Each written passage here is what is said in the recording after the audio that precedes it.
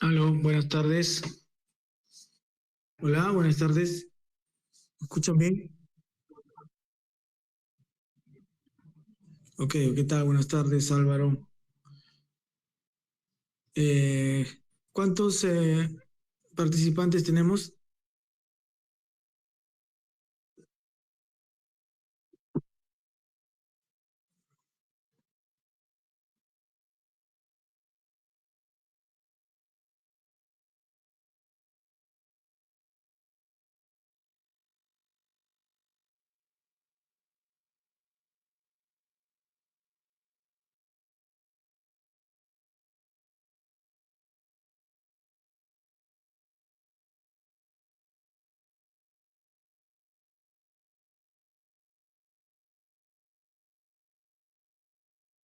Ok, entonces, buenas tardes ante todos.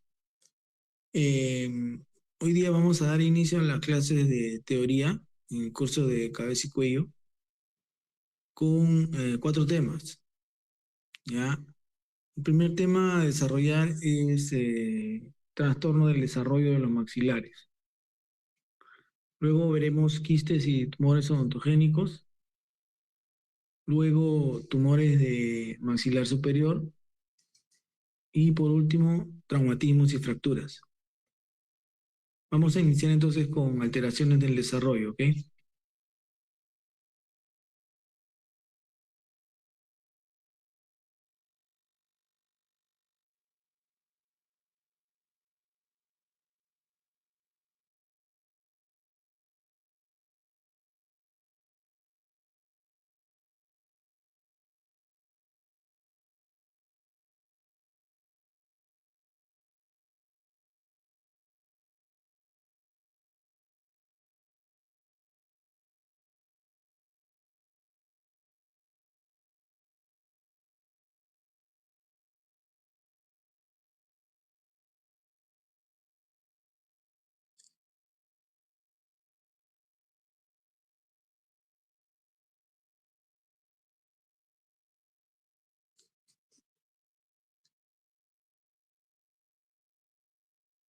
¿Se ve bien?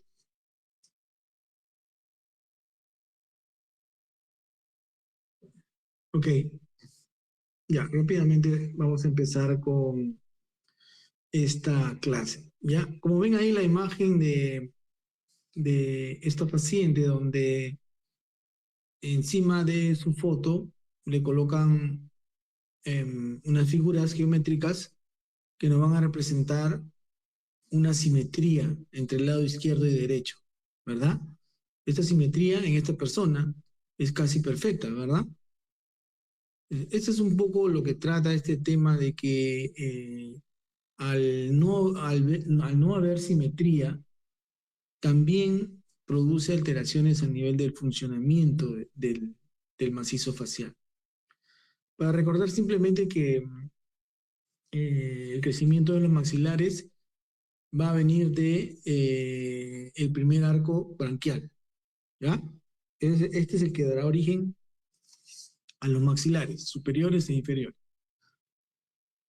Ah, miren aquí cómo más o menos séptima, décima semana ya se va formando el tercio medio facial y lo que quiero que vean es cómo en la línea media es que se van a unir estas estructuras para formar lo que en el futuro será la cavidad nasal y también el maxilar superior. Entonces, lo primero que tenemos que hablar son sobre bases biológicas del crecimiento sagital. Miren, este es un corte sagital, ¿verdad? El maxilar superior. Quiero que vean que como del 0 a 1 año, prácticamente el seno maxilar no está formado. No está formado aún, o si lo tiene bien pequeño. ¿Ya? Como hacia 1, 3, 4 años va creciendo este maxilar, tanto hacia adelante como hacia abajo, y ya para una etapa mayor, 11, 12 años, el seno maxilar ya está formado como lo tiene un adulto, ¿ya? Al crecer este seno maxilar, desplaza las estructuras hacia adelante y hacia abajo, ¿no? De la misma manera, quiero que vean cómo los primordios de los dientes en un inicio están dentro del maxilar, luego emergen los primeros dientes hasta más o menos la adolescencia, donde ya prácticamente uno ya tiene todos sus dientes que han erupcionado y por ende dejan más espacio al maxilar superior. ¿Ok? Otra estructura importante en el crecimiento de este maxilar es el cuerpo del efenoides. Miren cómo el cuerpo del efenoides también al crecer hacia adelante y hacia abajo empuja el maxilar superior haciendo que éste crezca en esas direcciones. Aquí está. En medio del cuerpo del efenoides, esa parte amarilla que vemos ahí es la sincondrosis. Aquí es donde las células van a crecer y van a reproducirse y van a empujar o crecer la base de cráneo, que es el cuerpo del efenoides, para que posterior a esto empujen las otras estructuras también hacia adelante y hacia abajo, inclusive hacia atrás, como vamos a ver en el maxilar inferior. ¿Ya? La sincondrosis del cuerpo del efenoides, un punto muy importante para el crecimiento también de los maxilares. Otras estructuras, como ven aquí, al lado derecho, tenemos el tabique propiamente dicho, la cavidad nasal, ¿no? La cavidad nasal, los cornetes, todo esto va a influir en el crecimiento del maxilar superior, ¿ya? Ah, es por eso que en algunas oportunidades ustedes van a ver personas que nunca han tenido ningún trauma a nivel del tabique y sin embargo el tabique está totalmente desviado. ¿Qué pasó? Que el tabique creció, pero el maxilar no. Entonces, al tener una cavidad muy pequeña para el tabique, este se dobla, ¿no? Se dobla. Ah, la órbita. La órbita, al ser un órgano dinámico, ¿no? Móvil, y que también en el transcurso del tiempo, de los meses y de los años de crecimiento, va aumentando de tamaño el globo ocular y todas sus partes, ¿no? Hacen de que esta cavidad orbitaria se remoldee y crezca, ¿ya? Entonces, miren, diferentes estructuras.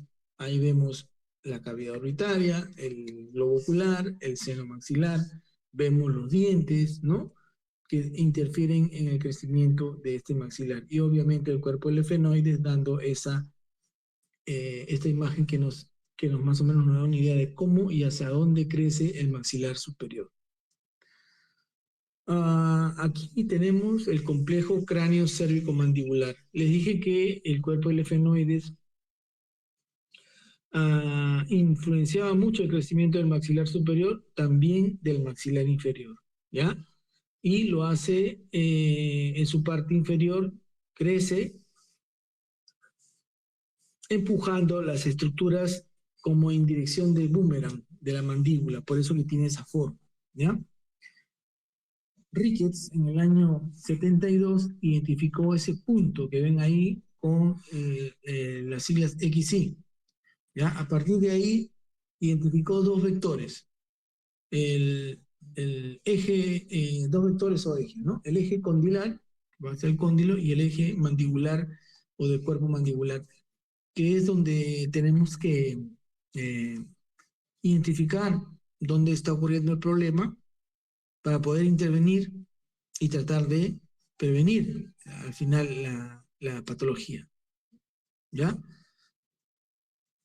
La lactancia también, hay estudios que hablan al respecto sobre niños que recibieron lactancia materna exclusiva y que tienen menos probabilidad de producir alteraciones en el crecimiento de los maxilares. ¿Ya? Entonces, niños que no han recibido lactancia también tienen un factor de riesgo de alterar el crecimiento del maxilar superior. Bueno, la etiología es multifactorial, como hemos visto, ¿no? Cualquier alteración endógena o exógena que compromete las estructuras señaladas. ¿Ya? No solamente trae problemas estéticos, sino también anátomo-funcionales, ¿no? También hay malformaciones craneofaciales que representan aproximadamente un tercio de todas las malformaciones congénitas, ¿ya? Por eso es muy importante tener en cuenta que hay algunos agentes teratógenos, sobre todo cuando una persona está en edad fértil o está gestando, tener mucho cuidado con lo que consume, ¿no? Sobre todo medicamentos. Por ejemplo, el ácido retinoico, que se utiliza mucho en el tratamiento de la acné. Imagínense una persona que esté gestando y utilice este medicamento, lo más probable es que va a alterar el crecimiento del maxilar del bebé. Radiaciones, infecciones maternas como toxoplasmosis, rubiola, herpes simple, sífilis y alteraciones genéticas. Bueno, en esta clase uno de los objetivos es que sepamos qué cosa es una correcta oclusión dentaria. ¿Ya? La oclusión o superposición o coincidencia del diente superior sobre el diente inferior. Miren la imagen, cómo el diente superior ocluye el inferior en esos porcentajes y también en milímetros. ¿Ya?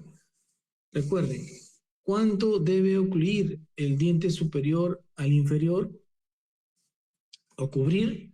Más o menos 3-4 milímetros, que vendría a ser el overbite, bite de morder, ¿no? Overbite. En cambio, el overjet, que es la distancia horizontal, ¿cuánta distancia debe haber entre un diente y el otro? Es más o menos de 2-4 milímetros. Miren, en la imagen de la derecha, ahí no hay 2-4 milímetros, ahí hay más, ahí debe haber casi 1 centímetro, ¿verdad? Entonces, esa mordida está mal. Compárenla con la imagen de la izquierda, que es el dibujo, donde el diente debería estar en esa posición. Entonces, partiendo de esto, vamos a ver las clases de mordida. Otro objetivo de esta clase es saber clases de mordida, ¿ya? La clasificación de Engel divide en 3 clases la mordida. La clase 1 es la normalidad, como vemos ahí en imagen, ¿ya? O sea, un buen overbite, un buen overjet en las distancias que acabamos de mencionar, ¿no? Más o menos el diente superior debe ocluir al inferior en un 40%, ¿ya? Mayor a esto se considera una mordida profunda. Ok. La clase 2, miren, se parece un poco a la que vimos anteriormente, ¿no? Una mordida profunda. El diente superior está ocurriendo el inferior casi en su totalidad. Una distancia entre diente y diente demasiado amplia en lo que respecta a overjet, ¿no? Horizontal, demasiado amplio. Aquí algo ha ocurrido, o es que el maxilar superior creció mucho hacia adelante, o es que la mandíbula no creció, se quedó atrás, ¿verdad? Eso lo vamos a ver o lo vamos a discutir cuando veamos cómo podemos llegar a ese diagnóstico, ¿ya? Cómo saber cuál es uno u otro. Y por último, la clase 3, que es la famosa mordida invertida o prognatismo, ¿ya? Protusión mandibular. Hay un overbite negativo. ¿Qué quiere decir? Está invertido. El diente inferior ocluye al superior cuando dijimos que debería ser al revés, ¿verdad? Entonces aquí la relación incisiva puede ser o puede y suele estar invertida, ¿no? Con los incisivos superiores ocluyendo por palatino de los inferiores, o sea, están al revés, ¿ya? De igual manera, ¿aquí qué pasó? O es que el maxilar superior no creció lo que debía, o es que la mandíbula creció mucho hacia adelante. ¿Eso cómo lo vamos a identificar? También con los estudios que vamos a ver más adelante. Entonces, lo primero que tenemos que hacer es un diagnóstico cefalométrico. Entonces, para eso voy a indicar una radiografía cefalométrica lateral digital. Esta no es una radiografía común y corriente como las que siempre se piden en los hospitales y centros de salud, ¿no? Una radiografía lateral, no. Esta es una lateral digital y miren que tiene posicionada la cabeza en un eje especial, ¿no? Miren cómo tienen dos tutores ahí que hacen que la cabeza tenga una posición adecuada, ¿ya? Entonces, y obviamente la, la imagen nos deja ver la órbita, nos deja ver la silla turca, nos deja ver la vía aérea incluso, y las piezas dentarias que estén en una posición adecuada.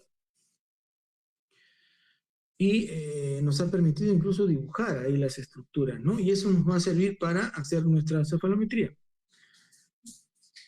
Este es un punto, perdón, un estudio cefalométrico de Ricketts, ¿ya? Miren cuántos vectores, líneas puede tener, y esta tabla que es un poco tediosa, ¿verdad?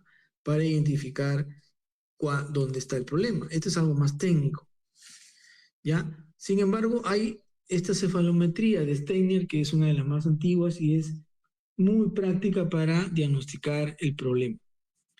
De igual manera, luego de haber tomado la radiografía lateral digital, voy a identificar mis puntos, ¿ya?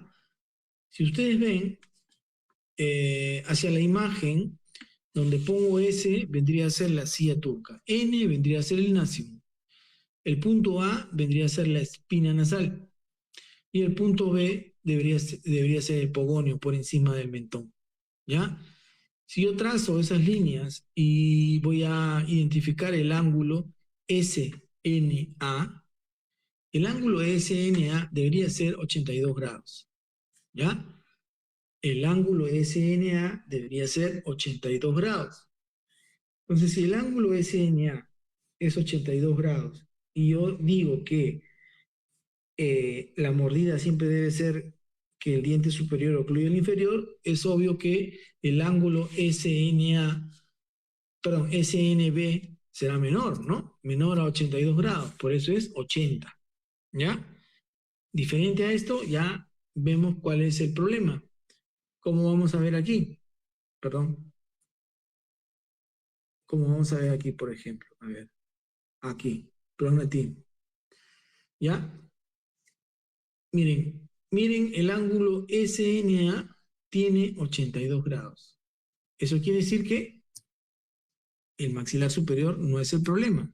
En este caso sería el maxilar inferior que tiene mayor de 82 grados y dijimos que debería ser 80, ¿verdad? Entonces el problema aquí ha sido que el maxilar inferior creció demasiado. Miren cómo el paciente tiene una mala oclusión dentaria tipo Angle 3, tiene una incompetencia labial, ¿no? No puede cerrar los labios, mordida abierta anterior, overjet negativo, ¿no? Recuerden que está invertido. Y el ángulo SNA sí está bien, no hay problema. El ángulo SNB está aumentado, mayor 80 grados, ¿no? Entonces nos da una idea de que el problema está a nivel de la mandíbula. ¿Cómo hacemos aquí para tratarlo? Hay que hacer osteotomías. Miren, se fractura a ese nivel del ángulo mandibular y así en oblicuo. Esa es la técnica de Overgese. Si se dan cuenta, en medio de la mandíbula tenemos un nervio, ¿ya? Recuerden anatomía, ese agujero por donde sale ese nervio se llama el agujero mentoniano. El nervio, una vez que sale del agujero, se convierte en nervio mentoniano también, pero cuando está dentro de la mandíbula es el dentario inferior. El quinto tres, recuerden, trigémino, ¿no? Supraorbitario, infraorbitario y dentario inferior, o mentoniano, que se diría cuando ya sale del agujero. ¿Ya? Hay que tener mucho cuidado con no lesionar ese nervio porque si no nos daría una alteración en lo que respecta a la sensibilidad de toda esa zona de los dientes, incluso del labio también. ¿Ya? Esa es la técnica de Overgese. Se fractura, se lleva la mordida hacia donde debe estar, conseguimos una mordida tipo 1 y obviamente ahí hacemos la osteosíntesis con placas y tornillos de titanio. Aquí tenemos la micrognatia, que es lo opuesto, ¿verdad? Aquí, insuficiente desarrollo mandibular. No creció, está hipoplásico. ¿Qué tipo de mordida es? Angle 2, dijimos, ¿no? Angle 2. Puede ser congénito por alteración del primero y segundo arco, como dijimos, o una alteración genética. También puede ser adquirida, ¿no? Por traumas, como el síndrome de Romberg, atrofia hemifacial progresiva. El diagnóstico nuevamente les indico que es cefalométrico porque luego de hacer el estudio, por ejemplo, si aquí hiciéramos el ángulo SNA, debería estar en 82 grados y el ángulo SNB probablemente esté en 75, 76. O sea, no creció lo que debiera el maxilar inferior. Igualmente, hacemos una osteotomía sagital y en esta oportunidad, en vez de retroceder, avanzamos, ¿ya? Lo llevamos a una oclusión adecuada, con un buen overbite, overjet, y colocamos las placas de titanio. La imagen superior derecha, ven a un niño que tiene un dispositivo ahí en la mandíbula, ¿verdad?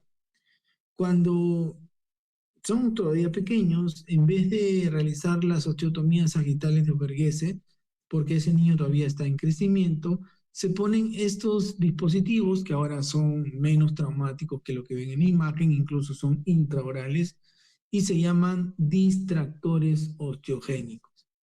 ¿De qué se trata el distractor osteogénico? Se coloca este dispositivo previa osteotomía, ¿ya? Y este dispositivo se va activando diariamente en sentido del reloj, se da una vuelta y hace que se separe medio milímetro o 1 milímetro o hasta 2 milímetros. Yo lo separo y dejo unos días que cree el paciente, forme hueso y de ahí nuevamente lo voy separando día a día para que vaya ganando hueso, ¿me entienden? Y lo voy separando. Eso es el distractor osteogénico, ¿ya? La microgenia es algo parecido al otro, pero aquí hay algo muy importante. Si yo a este paciente le hago una cefalometría, los ángulos NSA y NSB, o SNA o SNB, van a estar bien, o sea, 82 grados y 80 grados. Aquí no hay problema. Sin embargo, el paciente tiene un disconfort en su perfil, siente que su mentón no ha crecido lo ideal. Y probablemente sea cierto, porque miren, la clase de mordida es tipo ángulo 1. Los dientes están bien, con un buen overbite, un buen overjet. El problema es que el mentón es muy pequeño. Entonces aquí, en la microgenia, hay varias posibilidades para ayudar al paciente. Lo más simple es colocar prótesis de silicona, como ven ahí en la imagen superior izquierda, ¿ya? Incluso también se puede colocar rellenos de grasa cuando los defectos son mínimos, estamos hablando menos de 5 milímetros, se coloca grasa, ¿ya? De la propia persona se retira un poco de grasa, se prepara y se coloca en el mentón para darle mayor proyección.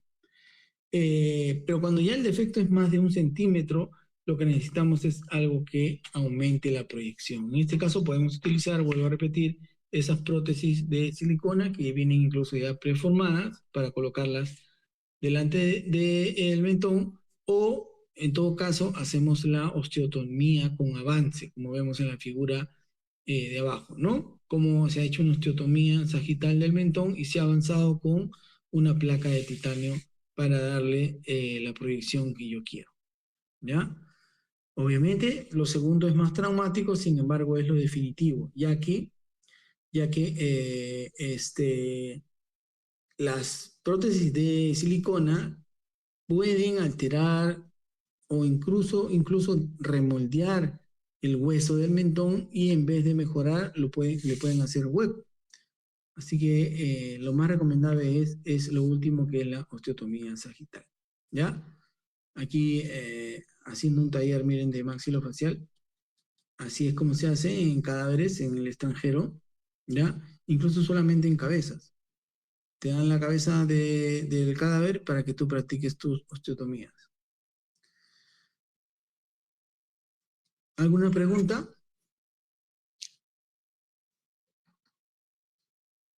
¿Alguna pregunta?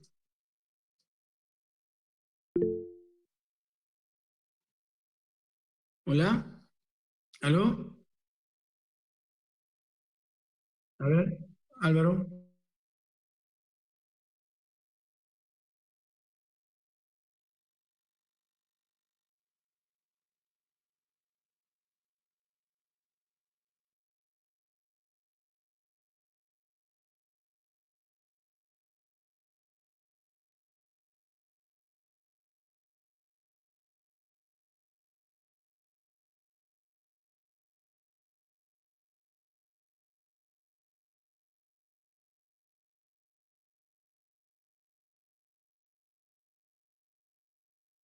Claro, en este tipo de patologías de mala oclusión es un tratamiento multidisciplinario, ¿ya?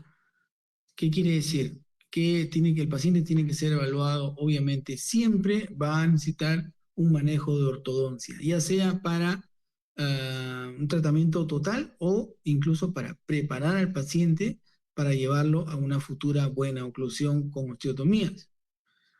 Dependiendo del grado de la mala oclusión, muchas veces algunos dientes se pueden vestibulizar, como vestibulizar quiere decir llevar hacia adelante un poco, ¿ya?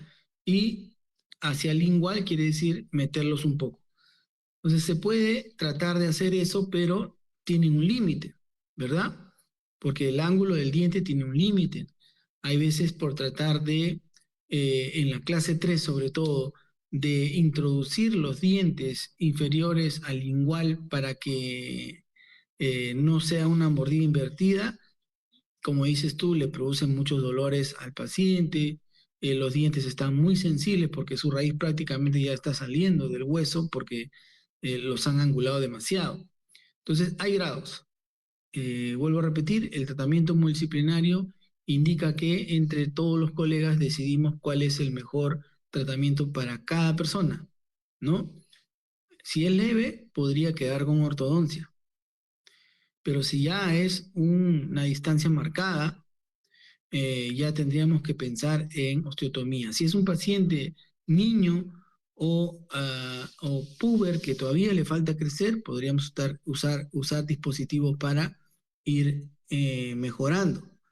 Si es un paciente ya adulto, donde ya no se puede hacer nada, entonces ahí ya lo mejor es la osteotomía con avance o retroceso de la mandíbula. ¿Ya? O incluso también del maxilar superior. Recuerden que también el maxilar superior le podemos hacer una osteotomía para adelantar cuando el problema se trata de una hipoplasia de maxilar superior. También tenemos hipoplasias de maxilar superior que hacen parecer que fuera un prognatismo. De eso no hemos tratado porque no está en la currícula que manejemos ese término, más que todos los más frecuentes, pero también existe ese problema que el maxilar superior no crece en lo que debiera. Aquí se hace una LEFOR 1, ya después voy a explicar lo que es LEFOR cuando hablemos de trauma, pero es una osteotomía a nivel de la arcada dentaria superior en horizontal, ¿no? Rompiendo cuatro pilares y hago que el maxilar superior adelante y lo llevo a una correcta mordida. Pero sí, Álvaro, hay pacientes en que no necesitan necesariamente las osteotomías y con el uso de ortodoncia podrían quedar bien. ¿Ya? Otra cosa, como dices tú, no solamente producen dolores al momento de tratar de cambiar la posición de los dientes, sino que muchas veces les extraen piezas dentarias con tal de retroceder los dientes o incluso alteran la mordida y ocasionan una alteración a nivel de la articulación temporomandibular, ¿ya? Que es el ATM, el famoso ATM que produce dolores intensos en esa zona y también a nivel de los músculos masticatorios como el macetero y el temporal, dolores de cabeza, dolores cervicales que el paciente no puede tolerarlos, incluso tiene que llevar tratamientos para mejorar esa zona. ¿ya? Así que hay veces cuando el paciente solamente acude a un profesional, que en este caso sea el ortodoncista, obviamente el ortodoncista va a querer hacer todo lo posible para mejorarle la oclusión y hay veces, en vez de ayudarlo, lo está perjudicando. Lo ideal sería que lo vean todos los especialistas y lleguen a un acuerdo de cuál es lo mejor. No vaya a ser que, en vez de mejorar, le altere la mordida y le está malogrando el ATM, ¿ya? Así que mucho cuidado con eso, por favor. ¿Alguna otra pregunta?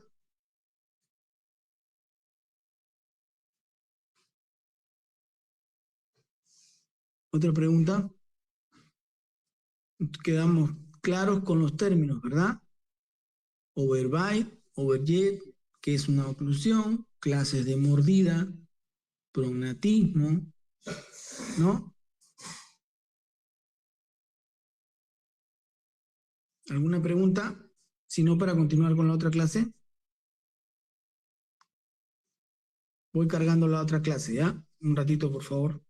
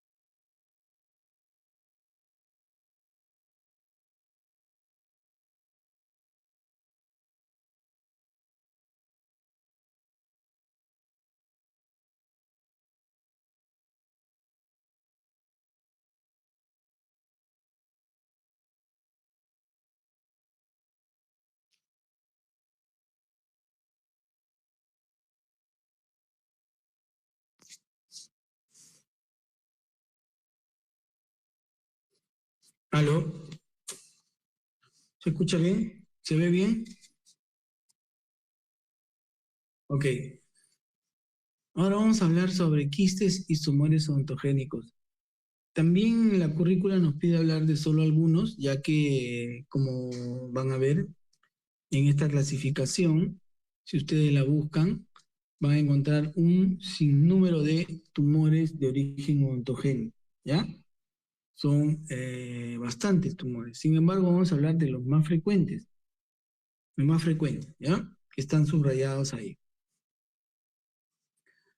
Ah, recordar que estos quistes, ¿no?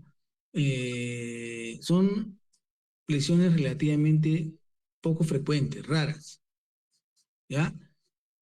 Pero pueden desarrollar un comportamiento agresivo y destructivo. Recuerden que al crecer un tumor, por ejemplo, en la mandíbula, con dimensiones que abarcan varios dientes, va a malograr todas esas piezas dentarias, ¿no? Inclusive va a comer hueso también.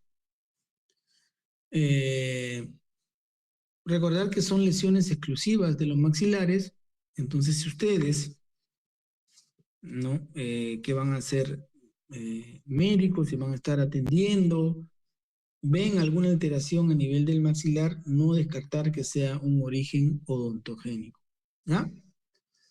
Bueno, en esta imagen vemos cuántas partes intervienen en el crecimiento de una pieza dentaria, ¿ya? Uno no toma hincapié en eso, ¿no? Miren cuántas estructuras intervienen y cualquiera de estas estructuras, si falla en el crecimiento, podría producir una alteración y formar un tumor, ¿ya? Y como lo vamos a ver en instantes. Miren, cómo hacia la base del diente tenemos el segmento radicular. Ahí tenemos el ligamento periodontal y el hueso alveolar, ¿no? Después tenemos el folículo dentario, ¿no? Y arriba lo que está en blanco, que vendría a ser el esmalte dental, que vendría a ser la corona del diente, la corona, ¿ya? Muy importante esto, ¿ya? La corona para que vean la diferencia entre un quiste y el otro. Entonces vamos a hablar primero de los quistes odontogénicos.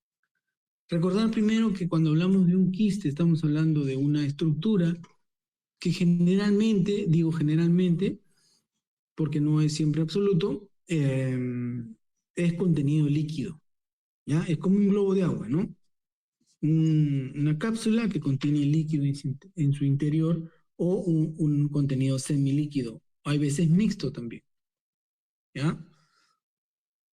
El primer quiste que nos pide la currícula es el quiste dentígero o folicular. Quiste dentígero o folicular, ¿ya? Eh, Se presenta en la mandíbula o en el maxilar superior. Con mayor frecuencia se ve en la mandíbula, ¿ya? Quiero que vean la imagen, ¿no? Donde está identificado el quiste en el maxilar superior aquí, y vean que la pieza dentaria está en posición horizontal, ¿no? Cuando debiera estar vertical. Es una pieza dentaria que está prácticamente dentro del seno maxilar y ha producido este quiste odontogénico. Pero lo que quiero que vean es que la corona del diente está incluida en el quiste. Cuando la corona del diente se incluye en el quiste, estamos hablando de un quiste dentígero o folicular, ¿ya? Aquí también lo vamos a ver, miren, ahí está. Ahí está el quiste con toda la pieza dentaria, ¿no? Quiere decir que incluye la corona. Y en la parte inferior izquierda también, si bien es cierto, agarra una pequeña parte, pero una vez que involucra a la corona, estamos hablando de un quiste dentígero o folicular. A diferencia de este, miren, ahorita vamos a hablar de las características del tratamiento. El queratoquiste odontogénico. Aquí, si ven la imagen en la parte inferior derecha, vean que hay un quiste, ¿verdad? Ahí en la mandíbula. Y también incluye un diente, pero a diferencia de los de arriba, no está incluida la corona. La corona está lateral. Ya, esa es la diferencia del queratoquiste odontogénico del quiste dentígero o folicular. Si nos vamos a analizar cuál es la clínica, los síntomas, prácticamente todos estos tumores o quistes lo que van a tener es una alteración en el maxilar, ya sea superior o inferior, y lo que van a producir, ¿qué cosa es? Aumento de volumen, ¿no? Presencia de una tumoración, alteración en la pieza dentaria, ausencia de una pieza dentaria que nunca erupcionó, ¿no? Los síntomas se parecen. ¿Cuándo me va a dar el diagnóstico diferencial? cuando ya patología me mande el informe, ¿cierto? Una vez que ya saco el tumor.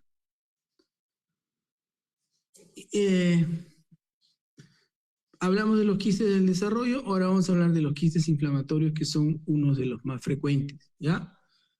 Este quiste radicular se presenta en el 60% de los quistes y la etiología es, bueno, la persistencia de los restos epiteliales, pues, ¿no? Hay personas que tienen un mal estado de asepsia de su cavidad oral, no cuidan sus dientes, ¿no? Tienen remanentes radiculares, tienen piezas rotas, caries profundas.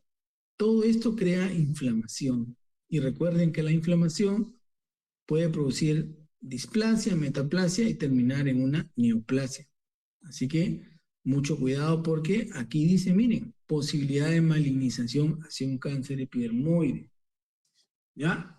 Así que por favor, a cuidar los dientes, tanto ustedes como sus familiares, siempre recomendarles. Tienen inflamaciones crónicas en las encías, pegadas a un diente, hay que solucionarlo porque puede terminar en un carcinoma. Los tumores odontogénicos son algo más sólido, ya no es una bolsa que contiene líquido, sino es una tumoración sólida, ¿ya? Sólida. El fibroma odontógeno es uno de los más frecuentes, ¿no? Miren, es una neoplasia benigna periférica o intraósea central, ¿no? Miren cómo se ve en la imagen que viene de la encía, ¿no? Viene de la encía, obviamente pegada al diente, ¿ya? Se presenta entre la segunda y octava década de vida, tiene predilección por el sexo femenino. Asociado, dice ahí, a factores predisponentes como trauma, ¿no? Hábitos irritantes y locales. Recuerden, a veces utilizamos el hilo dental y nos hacemos daño en la encía, ¿no? O introducimos cualquier tipo de dispositivo, ¿no? Un gancho, un clavo, cualquier cosa lo metemos en el diente con tal de limpiarnos los dientes, cosa que no debe ser así, y producimos daño inflamatorio. El cementoblastoma, ¿se acuerdan la imagen que les puse del diente, su formación? ¿Dónde estaba el cemento radicular? En la base. Entonces, si yo veo una imagen como la que vemos en la parte inferior derecha, con esas características, que es un tumor sólido, del mismo color del diente, que nace de la base, rápidamente yo digo que es un cementoblastoma, pues, ¿no? Porque ahí es donde se origina el problema. ¿Ya? Aquí, vuelvo a repetir, los síntomas y signos son aumento de volumen de la región de la mandíbula y hay que extraer la pieza dentaria y todo el tumor en bloque, así como lo ven en la imagen. El odontoma, algo parecido al anterior, un tumor sólido, ¿no? Miren cómo Reghesi en el año 2004 identificó estos tumores que son de tipo mixto, ¿ya? Y hay algunos que presentan dos tipos de estructuras, compuesto y complejo. ¿Qué quiere decir compuesto? Que la relación organizada y preservando la arquitectura anterior, ¿ya? Es como cuando hablamos de los tumores bien diferenciados y mal diferenciados, ¿no? Cuando se parece al tejido de origen decimos que es bien diferenciado y cuando no se parece decimos que es pobremente diferenciado. En este caso es algo parecido a eso, ¿no? Cuando hablamos de compuesto es porque se parece a la célula de origen, a la arquitectura normal, y cuando es complejo es que los elementos se encuentran en forma desordenada, ¿ya? Ok. Y el último que vamos a hablar es el ameloblastoma. Ojo, siempre recomiendo que lean un poco de ameloblastoma porque es lo que más les viene muchas veces en las preguntas y es un tema amplio el ameloblastoma. ¿Ya? El ameloblastoma es una neoplasia localmente agresiva. Ojo, es un tumor benigno, pero así siendo benigno es muy agresivo. Tiene un amplio espectro de patrones, dice ahí, ¿no? Y lo vamos a ver ahorita en las imágenes, ¿ya? Igual son restos de la lámina dentaria Se presentan en cuarta, quinta de vida, no hay predilección por el sexo o la raza, no es exclusivo de los humanos, también se pueden presentar en los canes. Cuando se presenta en la mandíbula, en un 80%, no hay mucho, es muy frecuente. Sin embargo, cuando se presenta en el maxilar superior, que es un 20%, es de mal pronóstico. Recuerden que el maxilar superior está más pegado a lo que vendría a ser cavidad nasal y por ende más atrás la base de cráneo. ¿Ya? Es de mal pronóstico con respecto a recidiva y a malignización. Tipos.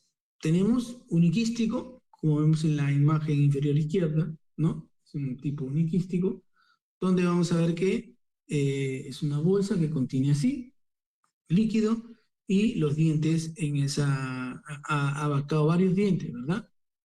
Ha malogrado varios dientes, ¿ya? Esa es la variante uniquística. Cuando hablamos de sólido multiquístico, miren la imagen, la segunda imagen, ¿no? Sólido multiquístico. ¿Lo ven? ¿Ya? Esa es la variante sólida multiquística. Si hablamos de la variante extraóseo periférica, aquí muchas veces incluso se altera la mucosa vestibular. Y la última variante, que es la más temida, que es el desmoplástico. Miren cómo toda la estructura prácticamente se comporta como si fuera un tumor maligno, ¿no? Un tumor maligno. Ahí vemos en letras rojas que dice el 95% de las recurrencias se ven dentro de los primeros 5 años. O sea, esto tiene alta probabilidad de que vuelva a crecer. Por eso les digo que tiene un comportamiento como si fuera una neoplasia maligna, pero siempre es considerado hasta ahora el ameloblastoma como una tumoración benigna, ¿ya? Pero cuando se presenta la variante desmoplástica, el tratamiento muchas veces es agresivo, tipo una neoplasia maligna, que sacamos toda la mandíbula en bloque, ¿ya? Para prevenir que no vuelva a crecer. Eso era con respecto a tumores de origen odontogénico, ¿ya? Y ahora vamos a empalmar con la otra clase, que es tumores del maxilar superior, ya que más o menos tienen una relación. Y digo que tienen una relación porque, obviamente, si hablamos de todas las estructuras que podemos encontrar en un maxilar superior, una de ellas también son las piezas dentarias y que pueden dar origen a tumores como acabamos de ver. Pero en el maxilar superior, el tumor maligno más frecuente es el que es derivado del epitelio escamoso. Por eso que el carcinoma epidermoide es a la cabeza el primer tumor maligno a nivel del maxilar superior. Cavidad nasal y senos paranasales. ¿Ya? Recuerden, el tumor maligno más frecuente en lo que se refiere a cabeza y cuello, y en este caso específicamente a cavidad nasal y senos paranasales, es el carcinoma epidermoide, también llamado espinocelular o escamoso, que son sinónimos. No solamente tenemos mucosa schneideriana a nivel de maxilar superior, senos paranasales, sino también tenemos, por ejemplo, tenemos glándulas salivales, ¿verdad? Glándulas salivales menores que están dispersas en toda la cavidad nasal, la cavidad faríngea, orofaringe, y que pueden dar origen a tumores justamente malignos de glándulas salivales menores. Si estamos hablando de eso, el primer lugar en tumores malignos de glándulas salivales menores es el carcinoma mucoepidermoide. Ya no sería el epidermoide, es el mucoepidermoide. En segundo lugar, tendríamos al carcinoma adenoidequístico. Y si hablamos de tumores malignos de origen del tejido neuroendocrino, hablamos del neuroblastoma olfatorio. ¿Ya? Otras estructuras que podemos encontrar son mesenquimatosas, como el hueso, cartílago y músculo. Aquí, ¿qué se produce? Que patología maligna se produce? Los famosos sarcomas, ¿ya? Los famosos sarcomas. Aquí tenemos esta gráfica donde representa que a la cabeza el tumor es un tumor raro, ¿no? Cavidad nasal y senos paranasales, una incidencia de 1 por 100.000 habitantes, 10% de los cánceres en cabeza y cuello. Y a la cabeza dijimos que a la cabeza el carcinoma epidermoide es el tumor con más frecuencia, ¿ya? Estas imágenes son sacadas del libro del Dr. Shah, en su cuarta edición. Aquí está. Y de la cavidad nasal y senos paranasales, ¿cuál es la parte o el sitio más frecuente de presentar este tumor maligno? Aquí está, la cavidad nasal a la cabeza y seguido de senos paranasales. Después tenemos el etmoides y el esfenoides. ¿Ya? Etiología. Bueno, el tabaco siempre va a estar ligado a patologías en toda la vía aérea digestiva, aéreo y digestiva superior. ¿Ya? El tabaco. Después dice ahí preexistencia de papiloma invertido. El papiloma invertido es un tumor benigno de la cavidad nasal. Sin embargo, se estima que esos papilomas invertidos, un 10% de ellos ya tiene un carcinoma in situ. ¿Ya? Así que mucho cuidado con antecedentes de un papiloma invertido. Es una tumoración de cavidad nasal, repito. Otros productos químicos, como por ejemplo el níquel, que es utilizado en la producción de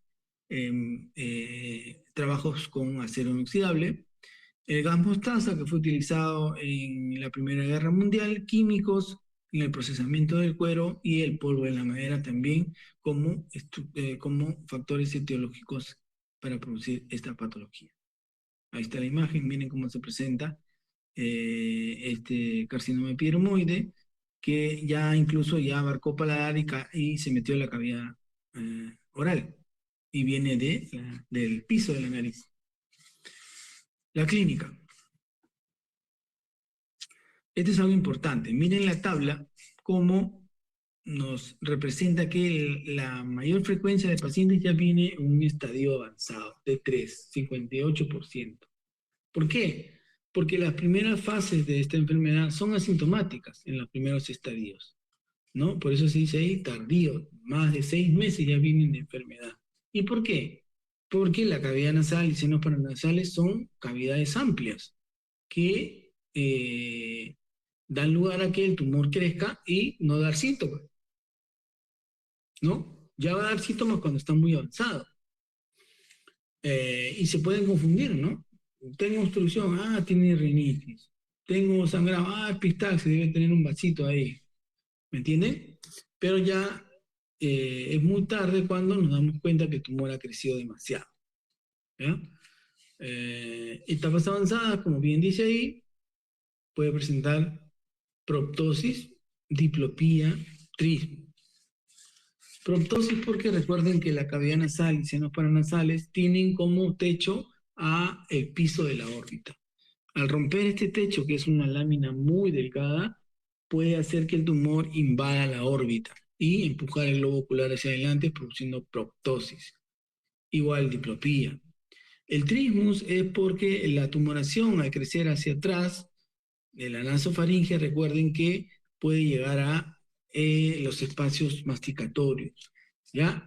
Y infiltrar incluso los músculos pterigoideos o el macetero y producir que el paciente no pueda aperturar la boca, que esa es la definición de trismus, la imposibilidad para aperturar la boca por problemas inflamatorios en los músculos masticatorios, ¿ya? Anosmia, cacosmia, cuando ya invade el nervio olfatorio, ¿no? Hipoacusia, recuerden que la cavidad nasal en la parte posterior tiene dos conductos que se van a comunicar con la trompa de Eustaquio, ¿no? Y al obstruirse produce otitis media, cerosas, supurativas y obviamente producir hipoacusia, ¿ya? Otitis media serosa, ¿no? Y otro signo importante es la adenopatía cervical. El paciente muchas veces debuta así, viene con una masa a nivel cervical. Nosotros le palpamos una masa dura, pétrea, poco móvil, que podría ser una metástasis ganglionar. ¿Y de dónde viene esa metástasis? Probablemente de un primario de cavidad nasal, seno paranasales, nasofaringe u orofaringe. Hay que buscar el primario, ¿ya? Debutan así con la adenopatía cervical. Para el diagnóstico, aquí me voy a apoyar mucho en, obviamente, los síntomas y signos del paciente. Recuerden que una buena anamnesis, examen físico, endoscopía nasal muy importante porque voy a poder visualizar si hay alguna tumoración. Si la hubiera, rápidamente inicio la biopsia, ¿no? Y otra imagen que me va a ayudar es la tomografía, ¿ya? La tomografía. En estos pacientes con esta patología, la tomografía no solamente me sirve para diagnosticar, sino también me sirve para ver el pronóstico. ¿Ya? ¿Por qué? Porque mediante la tomografía yo voy a trazar una línea que va del canto interno de la órbita al ángulo mandibular, la famosa línea de Ogren's, la línea de Ogren's, que divide la región nasal en dos. ¿Ya? Supra y infra. ¿Qué quiere decir? Que los tumores que están por encima de esta línea, que es la supraestructura, me va a dar una idea de que este tumor va a tener mal pronóstico. ¿Por qué? Porque está pegado a base de cráneo. Mientras que los infraanteriores, ¿no? La infraestructura, entonces me va a decir que tiene mejor pronóstico porque están hacia adelante. ¿Ya? Recuerden, supraestructura o los posteros superiores van a hacer que estén pegados a la base del cráneo y los inferiores van a estar más hacia la parte de adelante, teniendo un mejor pronóstico. El tratamiento, las famosas maxilectomías, ¿ya? Que hay tipos. Anteriormente estos eran radicales y se sacaba todo el maxilar. Actualmente ya no, se hace selectivo y se saca estructuras. Por ejemplo, como vemos en la imagen que está con la letra A, el tumor está en el seno maxilar izquierdo, ¿no?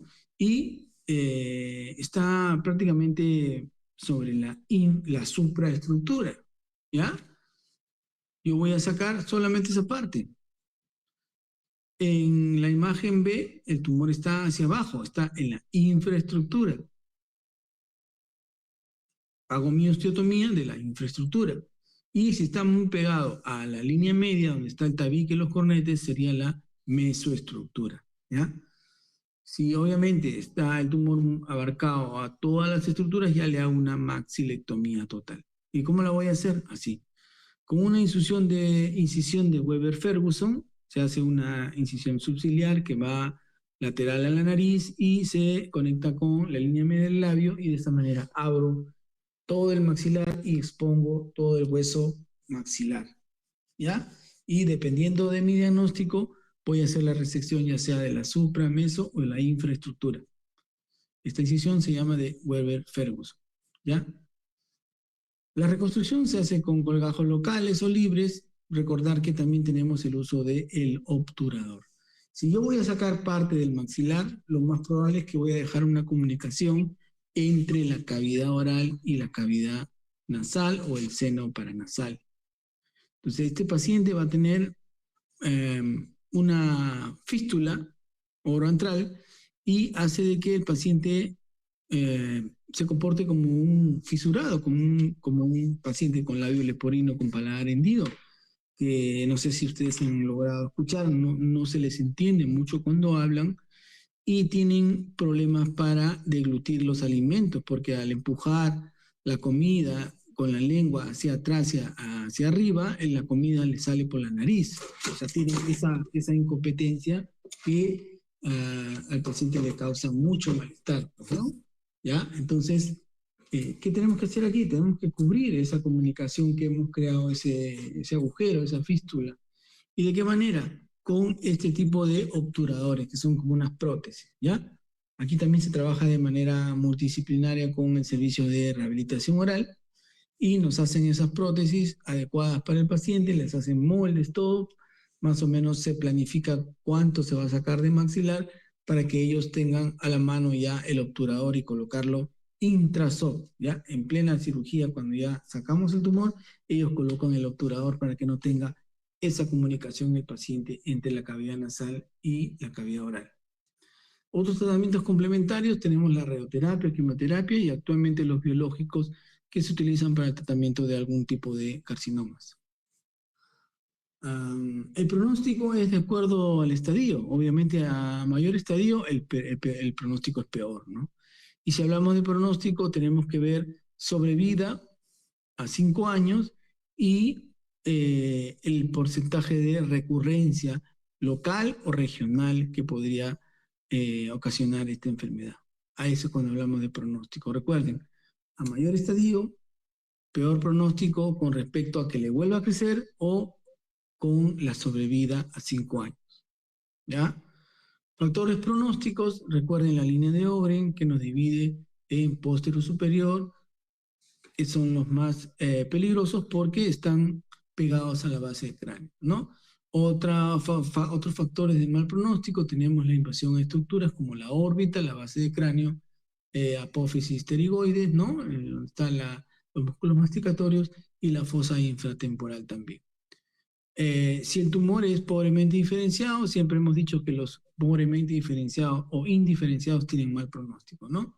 Y si la recidiva local o regional se da dentro del primer año, también es de mal pronóstico, ¿ya? Quiere decir que el tumor es muy agresivo y probablemente el paciente no va a ir tan bien. Aquí estoy con el doctor Shah haciendo mis prácticas en 2014 cuando fui residente tercer año. Como les contaba a sus compañeros en la mañana, fue una experiencia muy buena. Yo siempre aconsejo que cuando hagan su residencia, en tercer año van a tener la posibilidad de viajar a hacer una rotación, busquen hospitales de referencia mundial para el tipo de especialidad que ustedes seleccionen, obviamente, ¿ya? Así que eso es todo con respecto a tumores malignos de cavidad nasal y senos paranasales. ¿Alguna pregunta?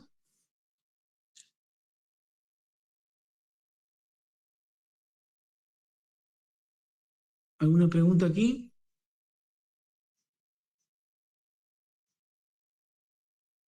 ¿Hola?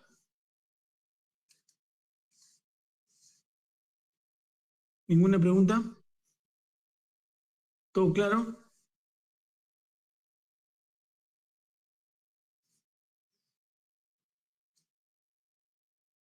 ¿Aló? Sí, doctor, todo claro. Todo claro, ¿verdad? Ya, ahora vamos a hablar, la última clase que vamos a tratar es sobre traumatismos y fracturas, ¿ya? Eh, ahorita la voy a cargar, perdón, voy a compartir.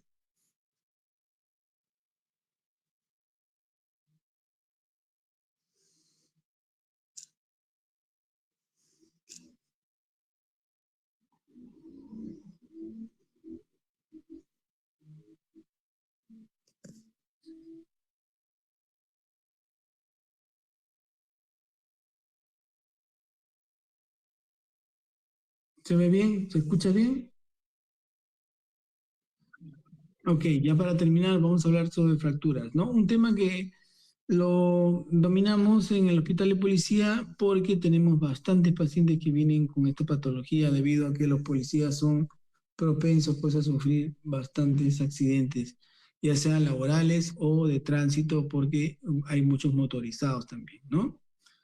Am, si ven esta imagen, van a ver un macizo facial que contiene ahí unas flechas verticales, ¿verdad?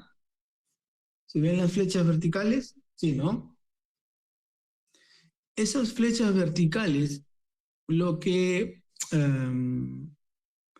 están marcando son algunas estructuras que nosotros le llamamos pilares o arbotantes del macizo facial, que no son otra cosa que las columnas del macizo facial, ¿no?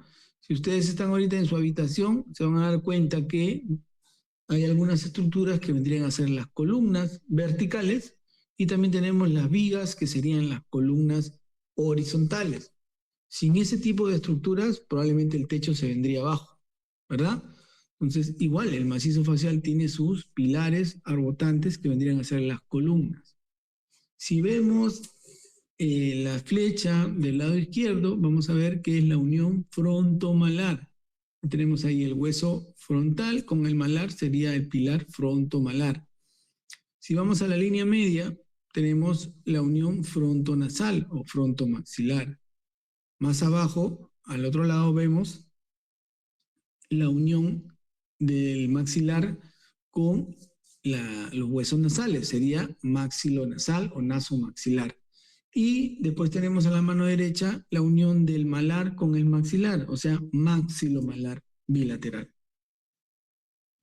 Y en el tercio inferior, que es la mandíbula, tenemos la rama ascendente mandibular como pilar, ¿ya? Así como tenemos verticales, también tenemos horizontales, y aquí están representados, ¿no? El reborde orbitario superior, reborde orbitario inferior, arco cigomático y cuerpo mandibular, como pilares horizontales o lo que le llamamos nosotros vigas, ¿no? Las vigas, los pilares o arbotantes horizontales. Recuerden que esto va a ser uno de los objetivos primordiales a restaurar cuando se producen fracturas.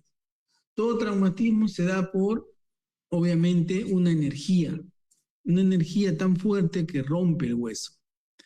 No solamente va a dañar el hueso, sino también va a dañar estructuras, partes blandas, ¿no? Como ahora en la mañana estábamos viendo un paciente, ¿no? Que ha sufrido un accidente de tránsito y no solamente ha dañado el hueso, también ha dañado algunas estructuras que son partes blandas, ¿ya? Las causas, dependiendo de dónde lean el estudio, son diferentes, pero siempre coinciden muchas veces con accidentes de tránsito, ¿ya?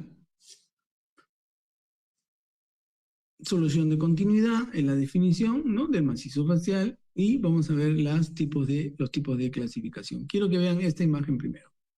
Aquí, miren la imagen del paciente, ¿ya? Este paciente tiene una herida suturada en la frente y tiene edema facial. Vemos que el ojo derecho está como que diferente del izquierdo. Probablemente el izquierdo está inflamado o es que el derecho ha descendido un poco, ¿verdad? Pero no están a la misma altura, si es que lo vemos de frente, ¿verdad? Esa fractura, si tiene esta sutura en la frente, ¿es cerrada o abierta? Muchos pueden decir, no, es cerrada, ¿no? Porque está suturada. No, pero si ya se nota que ha habido una exposición del material óseo, por más que esté suturado, puede ser que lo han suturado pues en una posta o en el primer sitio donde fueron, pero esto no deja de ser considerado como una fractura expuesta, una fractura abierta, ¿ya?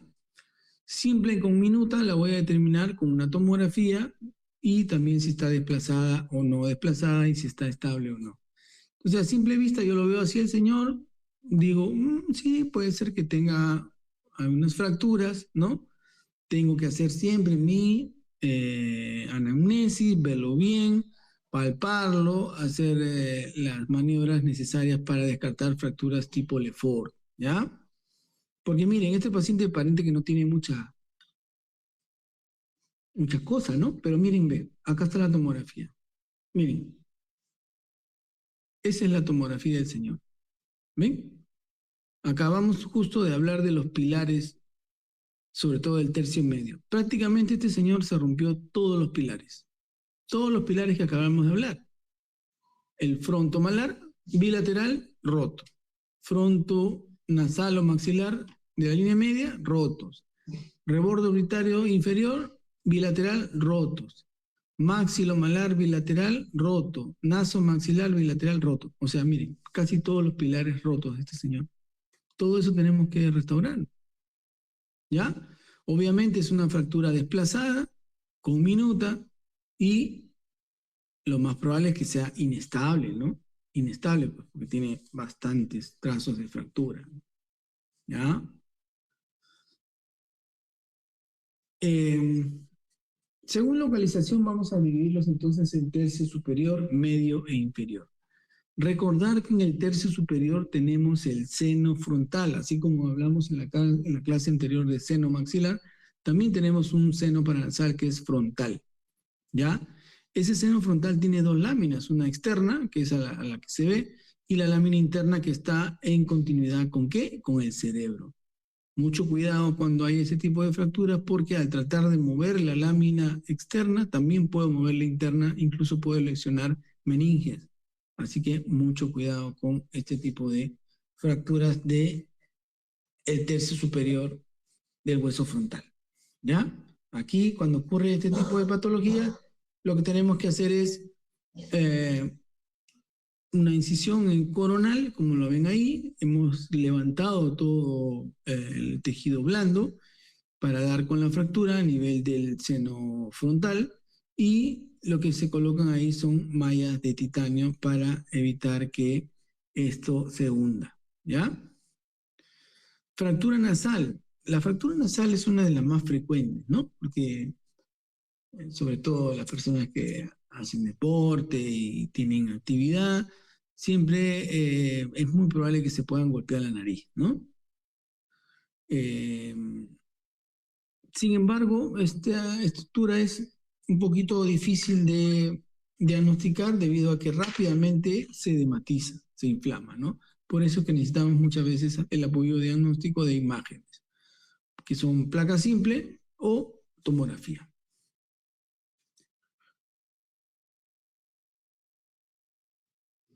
Volvemos al paciente, el señor que estuvimos conversando hace un momento, para ver la órbita, porque también tiene fractura de órbita, ¿no? O él, obviamente. Entonces, miren, quiero que vean que cuando al señor se le dice mire hacia arriba, el ojo izquierdo sube con normalidad y el derecho se queda atrapado. Al haber una fractura del piso de la órbita, aquí se pueden atrapar estructuras como grasa periorbitaria o los músculos que tienen que ver con el cono orbitario que mueven el ojo. Se atrapan en esa fractura y al momento que uno quiere elevar la mirada no se puede, se queda atrapado. Y le produce, obviamente, diplopía. ¿No? Obviamente, porque un ojo sube y el otro se queda. El paciente ve doble. En este caso, lo que tenemos que hacer es colocar esas placas de titanio en esa forma, miren. Se hace una incisión subciliar, ¿no? O transconjuntival y se colocan estas mallas de titanio que son perfil bajo, son bien delgaditas, pero bien resistentes, de titanio. ¿Ya?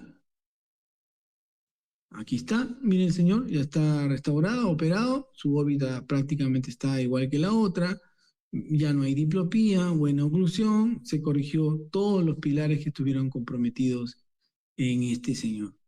¿Ya? Fracturas del complejo naso-órbito-hemoidal. Estas son una de las fracturas más complejas en restaurar. ¿Por qué? Porque el complejo naso-órbito-hemoidal, sobre todo el etmoides, tiene huesos muy delgados que se asemejan a un castillo de naipes, pues, ¿no? Cuando colapsa, cae todo y restaurar eso es imposible, ¿ya? Entonces, estas fracturas son bien complejas de manejar, sin embargo, siempre se trata de llevar a lo posible a la mejor eh, reducción de los huesos para que el paciente por lo menos pueda respirar bien. ¿Ya?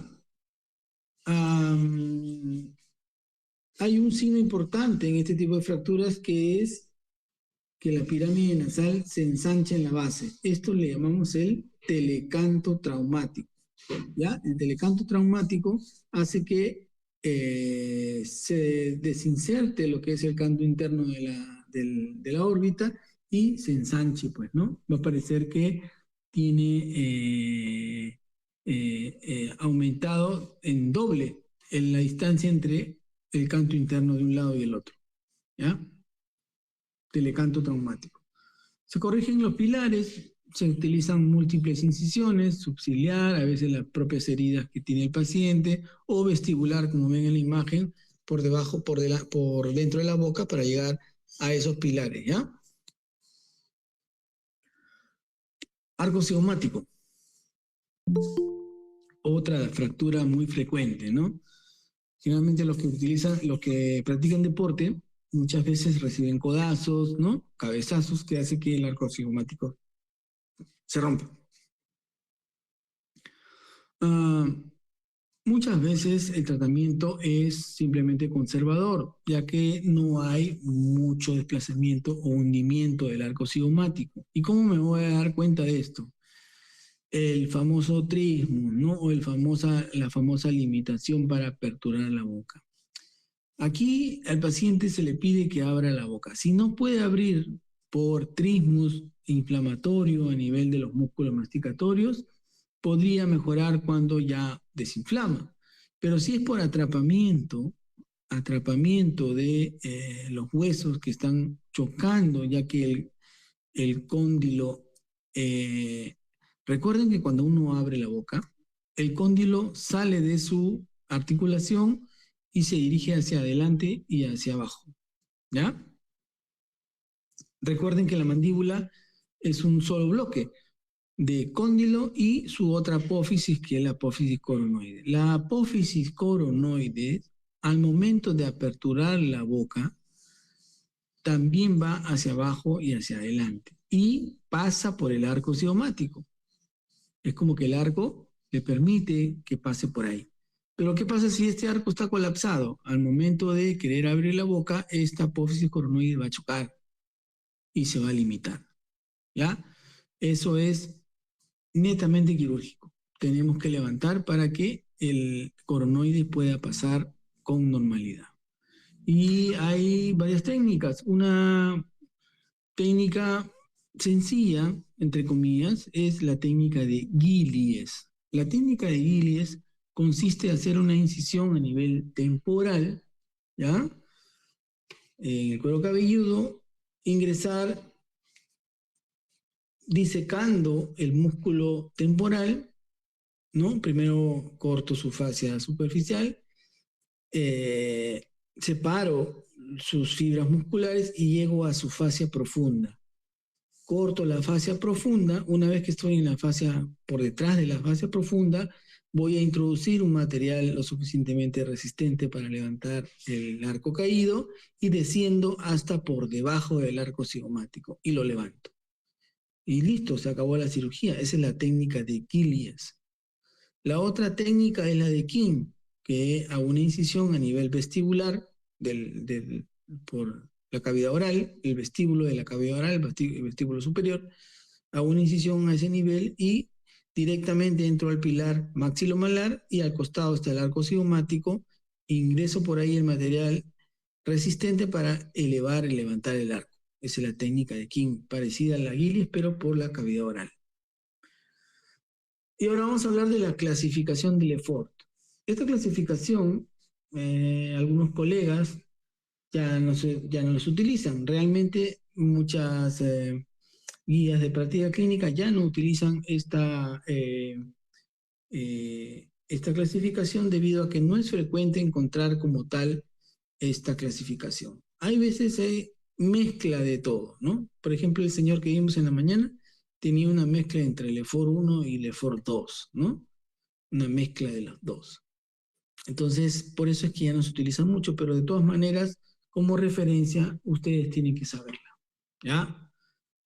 Lefort 1 es una fractura a nivel de la arcada dentaria superior, como lo ven en la imagen de la izquierda, ¿ya? Aquí lo vamos a desarrollar mejor. Lefort 1, así. Y puede ser una línea o puede ser también con minuto, como vemos en la imagen inferior izquierda, ¿ya? Lo importante aquí es restaurar los pilares que dijimos, que sería maxilomalar bilateral y nasomaxilar bilateral. Y ahí están, con sus tornillos, ¿verdad? Con sus placas y tornillos de titanio, ahí los tenemos. ¿Ya? Miren, por ejemplo, aquí este es un paciente real de nuestro hospital. Es un Lefort 1. Obviamente, el trazo no es tan lineal como lo vimos arriba en el dibujo, pero sí está comprometiendo esos pilares que acabamos de mencionar. Maxilomalar bilateral y nasomaxilar bilateral. Si uno sostiene con una mano el maxilar superior y con la otra la frente y hace el movimiento, va a sentir que se mueve. Esto es una maniobra para diagnosticar lo que vendrían a ser las fracturas del Lefort, ¿ya? Se mueve en bloque todo. Ahí está la corrección de los pilares que dijimos, ¿no? Están con sus placas y tornillos de titanio. Incluso les han colocado los famosos arcos de Eric, que son como brackets, y también una prótesis que sirve de tutor para la mordida y mantiene la mordida un poco abierta para que descanse el cóndilo y no tenga problemas su articulación temporomandibular que está ahí señalada en un círculo, ¿no? En esa posición, esa articulación va a descansar. ¿Ya? Lefort 2 es la llamada piramidal, ¿no? Es como una pirámide. Aquí se van a ver alterados los pilares eh, frontonasal bilateral, maxilomalar bilateral y reborde orbitario inferior bilateral. Ese es un Lefort 2. Y justamente esos son los pilares que se restauran, ¿verdad? Pilar frontomalar, repito, frontonasal, perdón, maxilomalar y reborde orbitario inferior se van a restaurar como lo vemos ahí en imagen con las placas y tornillos de titanio. ¿Ya? Lefort 3 es parecida a la Lefort 2, pero aquí lo que vamos a ver es que, perdón, eh, ya hay una disyunción craneofacial porque está alterado el pilar frontomalar bilateral y también el arco cigomático. O sea, se mueve, se separa el tercio medio del tercio superior, ¿no? ¿Ya? Entonces, pilar frontonasal o frontomaxilar bilateral, frontomalar bilateral y arco cigomático para lo que es Lefort 3. ¿Ya?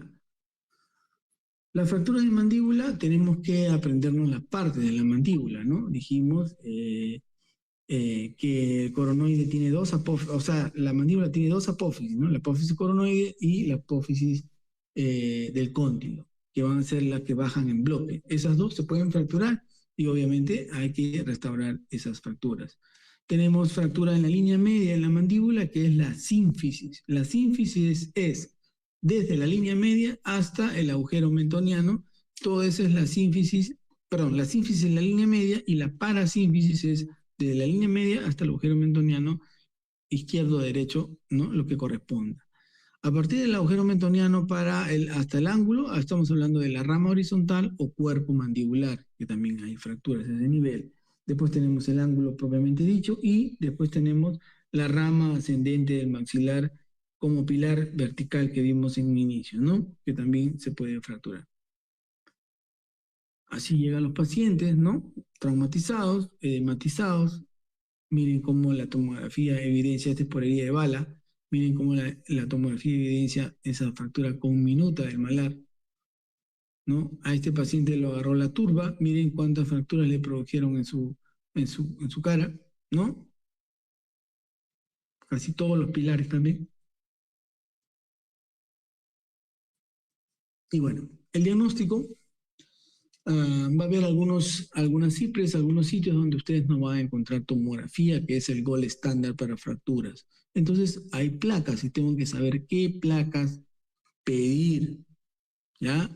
Por ejemplo, si tiene una fractura de arco cigomático y yo veo que está medio deprimido esa lesión, perdón, esa región de la cara, estoy pensando en una fractura de arco cigomático, le voy a pedir una radiografía de Hertz de senos paranasales, que me da esta imagen como que fuera una axial de tomografía, ¿verdad?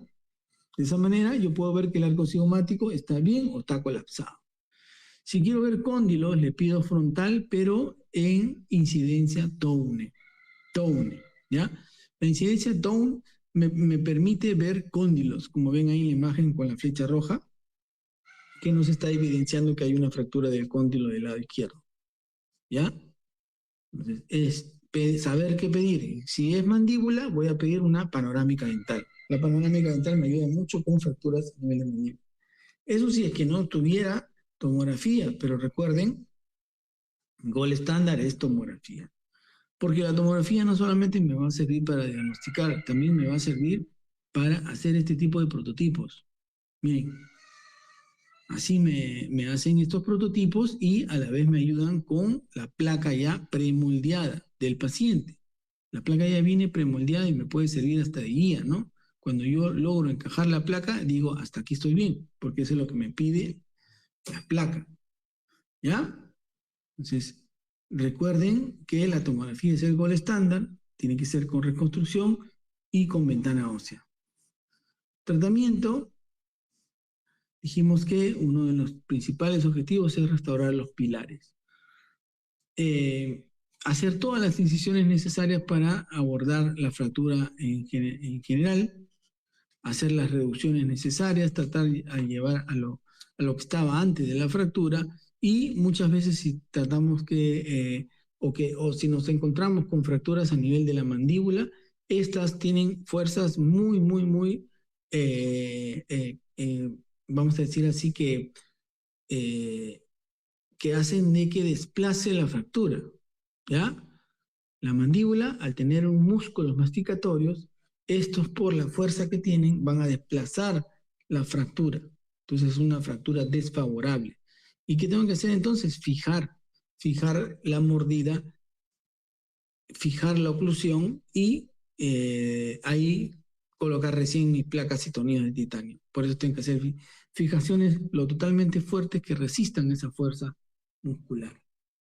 ¿Ya? Preservar al máximo la vascularidad ósea, ya que si no hacemos eso puede haber secuestros óseos o osteomelitis muchas veces. Las complicaciones, bueno, miren, aquí vemos un paciente que fue operado en una provincia, no voy a decir dónde, pero miren, le colocan una sobrecarga de material de histosíntesis y el paciente está asimétrico, ¿no? El cóndilo se había metido debajo del arco cigomático, se había anquilosado, el paciente no podía ni abrir ni cerrar la boca. Miren, así llegó ya operado, ¿eh? Partes blandas comprometidas, no tenía párpado superior, ¿no? Se realizan cirugías y logramos, primero, una simetría facial. Segundo, logramos reconstruir un párpado.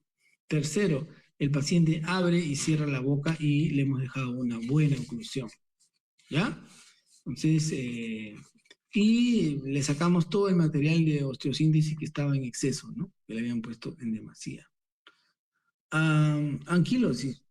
Hay muchos pacientes que, sobre todo niños, que se golpean el mentón. Llegan a emergencia y dicen, sí, se ha hecho una herida en el mentón, pero ya es ahí nomás lo suturo. Lo suturo y le doy de alta. Pasan 2 meses y lo traen otra vez al hospital porque el niño o la niña no puede abrir la boca. ¿Qué pasó? Que tuvo una fractura a nivel del cóndilo, ya sea en la cabeza o en el cuello, y ya se anquilosó con el temporal, porque no lo supimos tratar en su momento. Hacen anquilosis, ¿no? Se fija, se vuelve uno solo, la articulación, y hace que el paciente no pueda abrir la boca. Hay que refracturar, sacar hueso, poner tejido interpuesto para que el paciente pueda otra vez abrir la boca.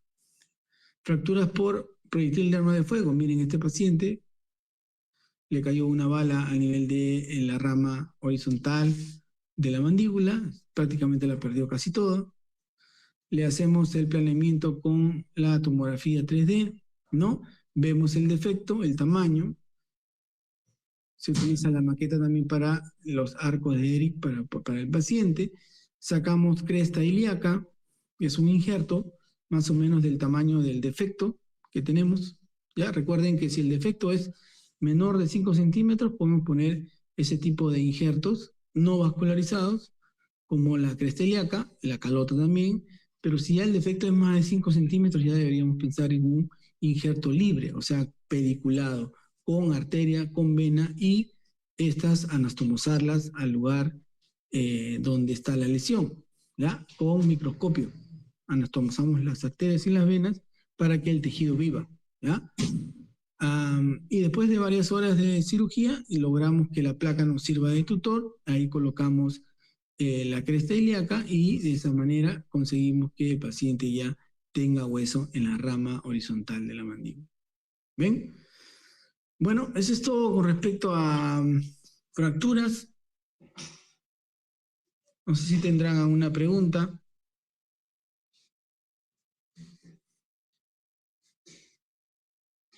Hola. Ok. Entonces, eso sería todo por hoy.